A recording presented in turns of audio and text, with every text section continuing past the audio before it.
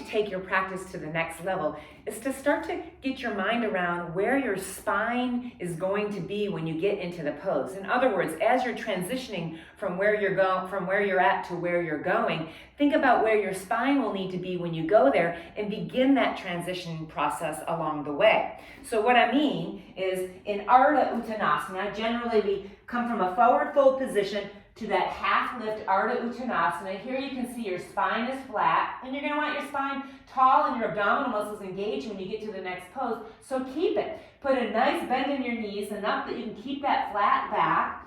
Take your legs, step it back, and then from there, our spine is already in the spot it needs to be, whether we're coming to a low crescent lunge, a high crescent lunge, or even a warrior two, lengthening that spine and bringing yourself up. So when you get to the pose, you don't have to do all this fidgeting and correcting and getting yourself in the proper positioning. Same thing for plank pose. When you're coming to Ardha Uttanasana, my back is nice and flat. Bend your knees a lot so that you can keep that back flat. Step your legs back. You don't even have to have flat palms. You can get one back and then bring the other one back so the spine stays the same as you're gazing forward.